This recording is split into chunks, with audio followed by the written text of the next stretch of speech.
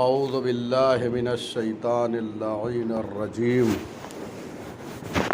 بسم اللہ الرحمن الرحیم الحمد للہ رب العالمین بارئ الخلائق اجمعین باعث الانبیاء والمرسلین والصلاة والسلام علی حبیبہ وخیرتہ حافظ سرہ ومبلغ رسالاتہ ابی القاسم محمد اللہم صلی علی محمد وآل محمد وآلہ الطیبین الطاہرین المعصومین المظلومین لا سیما بقیت اللہ فی الارضین روحی وارواح العالمین لتراب مقدمہ الفداء واللعن الدائم علی اعدائہم اجمعین من الآن الى قیام یوم الدین اما بعد اوصیکم و نفسی بتقوی اللہ۔ حاضرین محترم،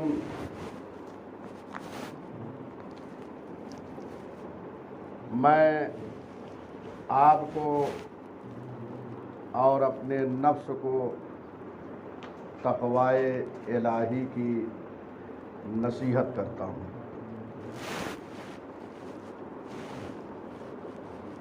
تقوی راہ نجات ہے، تقوی وسیلہ نجات ہے۔ تقوی یعنی انسان اللہ کی اطاعت کرے اور گناہوں سے پرہیز کرے۔ پروردگار عالم متقین سے اعمال کو قبول کرتا ہے۔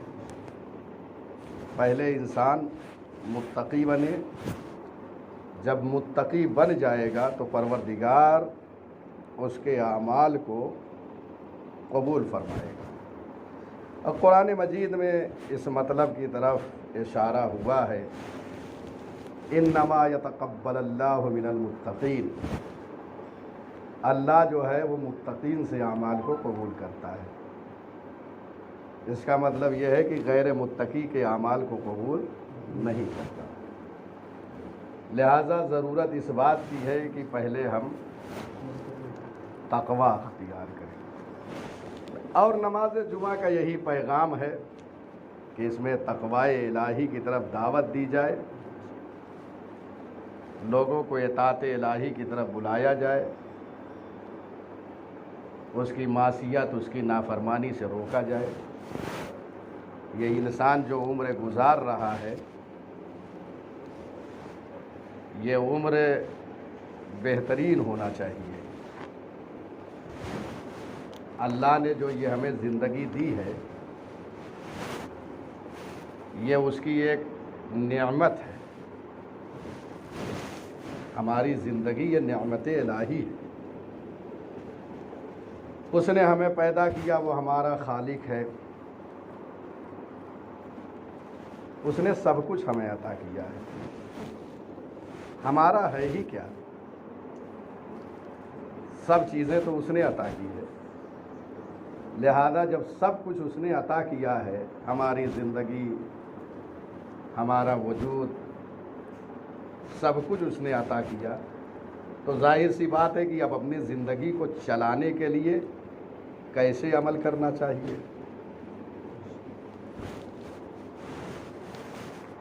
اس نے انسان کو صرف پیدا ہی نہیں کیا ہے، بلکہ زندگی گزارنے کے لیے کچھ دستور بھی عطا کیے ہیں۔ اسی دستور کے مطابق انسان اپنی زندگی کو گزارے۔ اس نے قرآن مجید بھیجا بشریت کی ہدایت کے لیے کہ اسی کے مطابق اپنی زندگی گزارو۔ یہ دستور العمل ہے، سب کچھ اس میں موجود ہے۔ اور ایک طرف انبیاء کا سلسلہ ہدایت بشریت کے لیے ہے، انسان کو تنہا نہیں چھوڑا، لہذا انسان اپنی زندگی کو اللہ کی راہ میں صرف کرے۔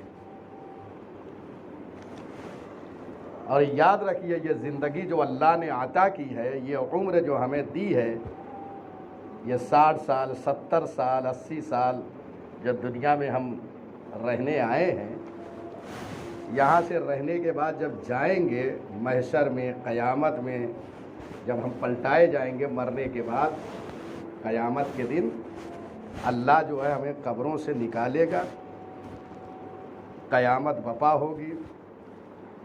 قیامت میں انسان یوں ہی داخل بہشت نہیں ہو جائے گا، بلکہ وہاں پر کچھ چیزوں کے بارے میں سوال ہوگا۔ بہت ساری چیزیں ہیں جن کے بارے میں محشر میں سوال ہوگا انسان سے، لیکن 4 ایسی اہم چیزیں ہیں کہ انسان میدان محشر سے اپنے قدم کو آگے نہیں بڑھا سکتا جب تک کہ 4 چیزوں کے بارے میں اس سے سوال نہ کر لیا جائے۔ یہ بہت اہم اور امپورٹنٹ ہے، یہ 4 چیزیں یاد رکھیے۔ یہ نماز جمعہ میں جو ہم حاضر ہو رہے ہیں، ان سب مطالب کو لینے کے لیے آتے ہیں۔ یہ خطبہ جمعہ بہت اہم ہوتا ہے۔ نماز تو ہم روزانہ پڑھتے ہیں، لیکن نماز جمعہ میں جو حاضر ہوتے ہیں، یہ ایک اجتماع جو ہوتا ہے، اس میں ہم خطبے کے لیے آتے ہیں۔ خطبے میں جو بیانات ہوتے ہیں ان کو لکھیں، انہیں حفظ کریں، انہیں یاد کریں، گھروں میں جائیں تو وہاں بیان کریں کہ آج خطبے میں کیا بیان کیا گیا ہے، اس کو پریکٹیکل کریں، اپنی زندگی میں اتاریں، ایک بہترین انسان بن کے دنیا میں زندگی گزاریں۔ اسلام اسی لیے آیا ہے تاکہ انسان کو انسان بنائے، اور فرما رہے ہیں لہذا انسان جو کچھ دنیا سے کر کے جائے گا وہ سب وہاں پہ جواب دینا ہوگا۔ اس لیے کہ قیامت کا ایک نام ہے یوم الحساب، حساب کا دن۔ جب حساب کا دن ہے تو یقیناً اس سے پوچھا جائے گا کہ کیا کر کے آئے ہو، دنیا میں کیسی زندگی گزاری۔ اور فرما رہے ہیں 4 چیزوں کے بارے میں قیامت میں سوال ہوگا، اس کے بغیر انسان قدم نہیں اٹھا سکتا۔ چنانچہ رسول اکرم صلی اللہ علیہ وآلہ وسلم ارشاد فرماتے ہیں، اذا کان یوم القیامہ لم تزل قدم عبد حتی یسأل عن 4۔ کوئی بندے خدا میدان محشر سے قدم نہیں اٹھا سکتا جب تک کہ اس سے 4 چیزوں کے بارے میں سوال نہ کر لیا جائے۔ اور فرما رہے ہیں سب سے پہلے جس چیز کے بارے میں، اب 4 چیزیں کیا ہے غور فرمائیں۔ 4 چیزوں میں پہلی چیز عن عمرہ فیما افناہ، یہ زندگی جو اللہ نے دی ہے، یہ عمر جو ہمیں دی ہے، اس کے بارے میں سوال ہوگا کہ یہ عمر، یہ زندگی کہاں گزاری ہے۔ اور فرما رہے ہیں، دیکھ رہے ہیں زندگی کے بارے میں، لہٰذا ہمیں چاہیے کہ ہم اپنی زندگی کو بہتر بنائیں، قرآن اور اہل بیت علیہم السلام کی تعلیمات کی روشنی میں اپنی زندگی گزاریں، ایک بہترین انسان بن کے زندگی گزاریں، ایک بہترین محب اہل بیت بن کے زندگی گزاریں، ایک بہترین شیعہ علی ابن ابی طالب علیہ السلام بن کے اللہم صلی علی محمد وعلی محمد۔ غور فرما رہے ہیں، یہ زندگی جو اللہ نے دیا ہے اس کی اطاعت میں صرف کریں، گناہوں سے دوری اختیار کریں، وَإِلَّا زندگی کے جس حصے میں آپ نے معصیت الہی انجام دیا ہے، زندگی کے جس لمحے میں اللہ کی نافرمانی کی ہے، اس کے بارے میں وہاں سوال ہوگا. کسی کو اذیت دی ہے, کسی کو نقصان پہنچایا ہے, کسی کی غیبت کی ہے, یہ ساری چیزوں کے بارے میں سوال ہوگا. لہذا یاد رکھیں کہ زندگی کو بڑی محتاط گزاریں. یہ عمر جو انسان کی ہے, اللہ نے جو عطا کی ہے, بہت قیمتی ہے, اور اتنی قیمتی ہے کہ دنیا میں کسی چیز سے اس عمر کو خریدا نہیں جا سکتا. یہ زندگی کسی چیز کے ذریعے سے اس کو خریدی نہیں جا سکتی. ایک ایک لمحے کی قدر کرے, ایک ایک پل کی قدر کرے, ایک ایک آن کی قدر کرے. اس لیے کہ یہ بہت قیمتی ہے, یہ بہت مہنگی زندگی ہے, لہذا اس کی قدر کریں. مولا کائنات فرماتے ہیں کہ انسان کی جو عمر ہے اس عمر کی کسی چیز کے ذریعے سے قیمت نہیں لگائی جا سکتی. یہ ساری چیزیں جو میں بول رہا ہوں یہ روایت سے مستند کر رہا ہوں باتوں کو. دیکھا آپ نے کتنی گرا قیمت ہے زندگی, عمر انسان. لہذا ایک ایک لمحے کی قدر ہم کریں, اس کو یوں ہی نہ گزار دیں, بلکہ ہر لمحہ ہر وقت جو ہے ہم اس کو اللہ کی اطاعت میں گزاریں. اور جب آپ کی زندگی, ہماری زندگی اللہ کی اطاعت میں گزرے گی تو میدان محشر میں ہم اللہ کے سامنے سرخرو ہو جائیں گے. یہاں پہ جو بیکار زندگی گزارتا ہے, جب زندگی گزر جاتی ہے, جب وقت گزر جاتا ہے, تو اب اپنے نفس کو وہ ملامت کرتا ہے کہ اے کاش میں اپنی زندگی کو ضائع نہ کیے ہوتا. غور فرما رہے. دیکھیے, ایک طالب علم ہے, ایک اسٹوڈنٹ اپنی لائف کو اگر بیکار کر لیتا ہے تو بڑے ہو کر پچھتاتا ہے کہ اے کاش کہ میں پڑھ لیے ہوتا. غور فرما رہے ہیں. تو انسان جب اپنی عمر ضائع کرتا ہے, پوری زندگی گزر گئی اللہ کی عبادت نہیں کیا, پوری زندگی گزر گئی خمس نہیں دیا, پوری زندگی گزر گئی روزہ نہیں رکھا, اب وہ پچھتا رہا ہے اے کاش میں زندگی کو اللہ کی اطاعت میں گزارتا. غور فرما رہے ہیں. تو زندگی کو اللہ کی اطاعت میں گزاریں.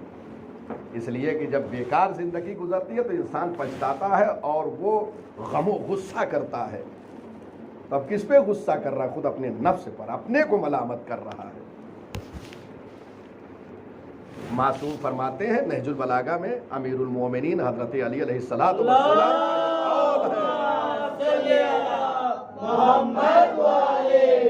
اضاعت الفرصت غصۃ. فرصت جو انسان کو ملی ہے اس کو اگر ضائع کر دے, برباد کر دے, تو یہ فرصت کا ضائع کرنا غم و اندوہ کا باعث ہے. انسان دیکھیے غمزدہ ہو جاتا ہے, رنجیدہ ہو جاتا ہے کہ میں نے اپنی زندگی کیوں ضائع کی. لہذا قدر کریں دوستو, عزیزو.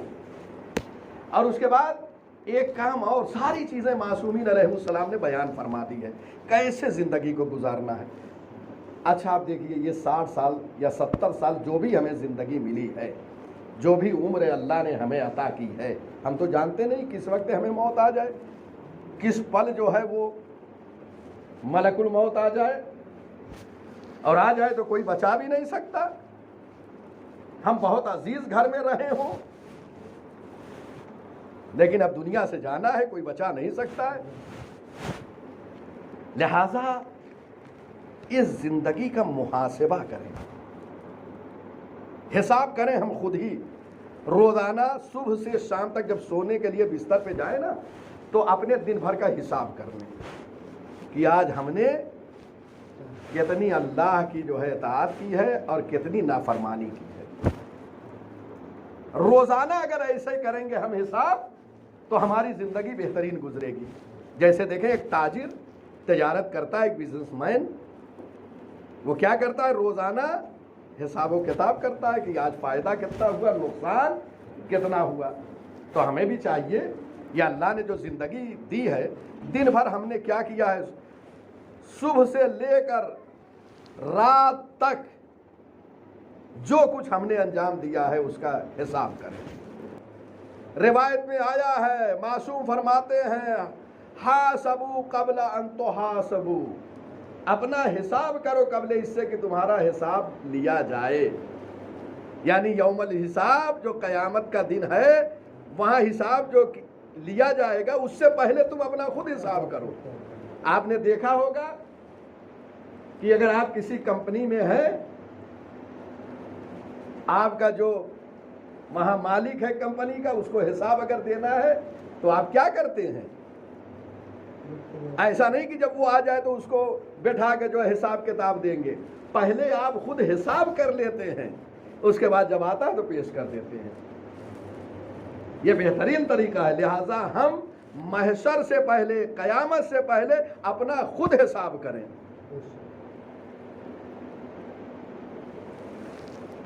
امام موسیٰ بن جعفر علیہ السلام فرماتے ہیں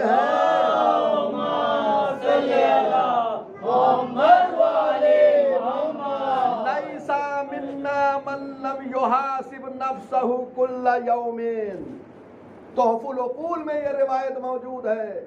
امام فرماتے ہیں وہ ہمارا چاہنے والا نہیں ہے جو روزانہ اپنے نفس کا محاسبہ نہ کرے، جو روزانہ اپنے نفس کا حساب نہ کرے۔ غور فرما رہے ہیں؟ لہذا روزانہ ہم اپنے نفس کا محاسبہ کریں، روزانہ حساب کریں۔ پہلا اگر حساب نہیں کر رہے تو امام فرماتے ہیں کہ وہ ہمارا چاہنے والا نہیں ہے۔ معصوم کی تعلیم کے مطابق اپنی زندگی گزاریں، حساب روزانہ کریں، اور یہ جو کچھ معصومین علیہ السلام بیان فرماتے ہیں یہ ہمارے فائدے کے لیے ہے۔ ہم میدان محشر میں اپنے حساب کو آسانی سے دے سکیں گے۔ تو پہلا جو سوال ہوگا میدان محشر میں کس چیز کے لیے ہوگا؟ عمر کے لیے۔ دوسرا حساب جو ہوگا وَعَن شَبَابِهِ فِيمَا أَبْلَاهُ، جوانی کے بارے میں سوال ہوگا کہ کہاں گزاری ہے۔ اور فرما رہے ہیں جبکہ جوانی بھی عمر کا ایک حصہ ہے، عمر کے بارے میں سوال ہوگا تو اس میں خود جوانی شامل ہے، لیکن یہاں پہ علیحدہ معصوم نے بیان کیا کیونکہ یہ زندگی کا بہت حساس وقت ہوتا ہے۔ غور فرما رہے ہیں؟ زندگی کا بہترین وقت کیا ہے؟ جوانی کا وقت ہے۔ لہذا اس جوانی میں اللہ کی اطاعت کرو۔ جب یہاں اطاعت کرو گے، جب انسان بالغ ہوتا ہے یہ جوانی کے سرحدوں میں قدم رکھ دیتا ہے۔ اب یہاں سے جو آپ اللہ کی اطاعت میں اپنی زندگی گزاریں گے تو یاد رکھیے جوانی کے بعد بڑھاپے میں، ضعیفی میں عبادت کرنے میں آسانی ہو جائے گی۔ کیوں؟ اس لیے کہ جوانی میں اللہ کی عبادت کیا ہے، یہ تمرین ہو چکی ہے۔ لیکن اگر جوانی کو ضائع کر دیا، برباد کر دیا، تو بہت مشکل ہوتا ہے کہ وہ ضعیفی میں اللہ کی طرف پلٹے۔ لہذا یہ بہترین وقت ہے۔ انسان اسی جوانی میں جو ہے وہ اللہ کے معصیت کی طرف بھی چلا جاتا ہے، اللہ کے نافرمانی کی طرف بھی چلا جاتا ہے۔ لہذا ضرورت اس بات کی ہے کہ انسان اپنی جوانی پہ توجہ دے، اس کو اطاعت پروردگار میں گزارے۔ وہ نوجوان جو اپنی زندگی کو اللہ کی راہ میں گزارتا ہے تو اللہ بھی اسے دوست رکھتا ہے۔ اور فرما رہے ہیں یعنی اگر نوجوان اللہ کی عبادت کر رہا ہوتا ہے تو اللہ بھی اس کو یوں ہی نہیں چھوڑ دیتا۔ پروردگار عالم ایسے جوان کو دوست رکھتا ہے۔ روایت میں وارد ہوا ہے یہ اللہ جوان کو بہت چاہتا ہے۔ کب؟ ہر جوان کو چاہتا ہے۔ کس جوان کو اللہ چاہتا ہے؟ کس کو دوست رکھتا ہے؟ جو اس کی راہ میں اپنی زندگی گزارتا ہے۔ मासूम फरमाते इन्न अल्लाह युहिब्बु शाब अल्लज़ी युफनी शबाबहु फी ताअतिल्लाह। अल्लाह उस जवान को महबूब रखता है, यानी जवान महबूब परवरदिगार बन जाता है। कौन सा जवान? जो अपनी जिंदगी को अल्लाह की इताअत में गुजारता है। अब अल्लाह की इताअत का दायरा, जिन चीजों को अल्लाह ने हुक्म दिया बजा लाएं, ये बहुत वसी मौजू है। इंशाअल्लाह किसी मौके पे सारी चीजों को मैं बयान करूंगा, तो गौर फरमा रहे हैं आप। जवानों को चाहिए कि अपनी जिंदगी को अगर महबूब परवरदिगार बनना चाहिए, मामूली बात नहीं है, महबूब परवरदिगार बन जाएगा वो जवान जो इताअत परवरदिगार में अपनी जिंदगी गुजारता है। जवानों याद रखो, वक्त की कदर करो, खुसूसन जवानी की हिफाजत करो, क्योंकि इस रिवायत में 4 चीज़ों के बारे में सवाल होगा। उम्र में जवानी शामिल है, फिर जवानी को अलहदा जिक्र किया। कितना अहम मौजू है जवानी, कितनी इम्पोर्टेंट है जवानी की अल्लाह ताला। और उसके बाद इसकी कदर इंसान नहीं करता। कब करता है जवानी की? जब चली जाती है। लिहाजा जाने से पहले, बुढ़ापे से पहले इसकी कदर करो। रिवायत में है बादिर शबाब का कबला हिरम का, अपने जवानी की तरफ मुतवज्जे रहो, उसको गनीमत जानो बुढ़ापे से पहले। वल्ला बुढ़ापे में इंसान हाथ मलता रह जाएगा। जवानी चली गई और जवानी अल्लाह की नाफरमानी में गुजरी। लेकिन अगर जवानी इताअत परवरदिगार में गुजरी है तो बुढ़ापे के बाद भी ये शर्मिंदा नहीं होगा। क्यों? इसलिए कि जवानी बेहतरीन गुजरी है, अल्लाह की इताअत में गुजरी है। और फरमा रहे हैं, लिहाजा ये तमाम चीज़ों का ख्याल रखें मेरे दोस्तों और अदीदों। ऐसा बनो कि मासूम की तवज्जो का मरकज बन जाओ, अल्लाह का करम तुम्हारे ऊपर हो, अल्लाह का फैज़ मुसलसल हो तुम्हारे ऊपर। ये कब है? जब जवानी को उसकी इताअत में गुजारोगे। इमाम मासूम कहते हैं कि मैं दोस्त रखता हूं कि जवान जो है वो 2 हालत में अपनी जिंदगी गुजारे, या आलिम बने या मुतअल्लिम। आलिम यानी उलूम आले मोहम्मद को सीखे। मासूम फरमाते हैं कि मैं दोस्त रखता हूं कि जवान को 2 हालत में देखूं। 2 हालत क्या? एक आलिम हो या मुतअल्लिम हो, उलूम आले मोहम्मद के जानने वाले हो या मुतअल्लिम हो, या उलूम आले मोहम्मद के सीखने वाले हो। ये मकातिब जो चलाए जाते हैं, ये क्यों? ये उलूम आले मोहम्मद को बयान करने के लिए होते हैं। लिहाजा अपने बच्चों को मुतवज्जे करें, जवान मुतवज्जे रहें, आलिम बने। अब जरूरी नहीं कि हौज़े इल्मिया में जाके आलिम बने, आप उलमा से करीब रहें, उनसे इल्म हासिल करें, कुछ वक्त उनके पास गुजारें उलूम आले मोहम्मद के लिए। मुतअल्लिम तो इमाम ने कहा या आलिम रहे या मुतअल्लिम। मैं जवानों को 2 हालत में देखना चाहता हूँ, मैं महबूब रखता हूँ कि जवान इस 2 हालत में रहें। आप गौर फरमा रहे हैं कि जवानी इतनी अहम है, अगर बेहतरीन गुजारी जाए तो महबूब परवरदिगार बनता है, महबूब मासूम बनता है। गौर फरमा रहे हैं, लिहाजा इसकी कदर करें। तीसरी चीज़ जिसके बारे में सवाल होगा वो ये है कि व अम्मा, तीसरी वो चीज़, व अम्मा इक्तसबहु, उस चीज़ के बारे में सवाल होगा जिसको कमाया है। मिन ऐन इक्तसबहु, कहाँ से कमाया है, इसके बारे में सवाल होगा। हलाल से कमाया है या हराम चीज़ों से कमाया है, और फरमा रहे इसके बारे में सवाल होगा। और उसके बाद वफ़ीमा अनफ़क़हु, और फिर कमाया। देखिए हराम से कमाया है वो तो हराम है ही, अब हलाल से अगर कमाया है फिर सवाल होगा खर्च कहाँ किया है। आया ये जो हलाल से कमाया है ये हलाल में खर्च किया है या हराम में खर्च किया है? गौर फरमाएं, यह अहम चीज़ है। لہٰذا اس بات کا خیال رہے کہ ہمیشہ حلال کی کمائی ہو، حرام کی کمائی نہ ہو۔ حلال کی کمائی بچوں میں ظاہر ہوتی ہے۔ اگر انسان حلال سے کماتا ہے تو بھی بچے وہ بہترین اور باکردار بنتے ہیں۔ کیوں؟ کیونکہ ماں باپ نے جد و جہد کیا ہے، لقمہ حلال اس کے دہن تک پہنچایا ہے، اور اگر حرام پہنچایا ہے تو وہ بھی بچوں میں ظاہر ہوگا۔ لہٰذا ماں باپ کی بھی ایک ذمہ داری ہے کہ جوانوں کو بہترین بننے کے لیے، اچھے بننے کے لیے معاون و مددگار ان کے لیے ثابت ہوں، کہ ان کے دہن تک لقمہ حرام کو جانے نہ دیں۔ اور فرمایا بہرحال اس میں بہت ساری چیزیں ہیں، اس لیے کہ مال حلال و حرام ایک تفصیلی موضوع ہے، میں نے ایک اشارہ کیا ہے۔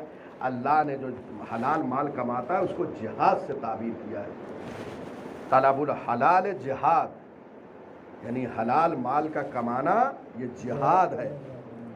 اور فرما رہے ہیں کتنا اہم موضوع ہے، کیوں؟ اس لیے کہ حلال مال پہ پورے نسلوں کی بقا ہے۔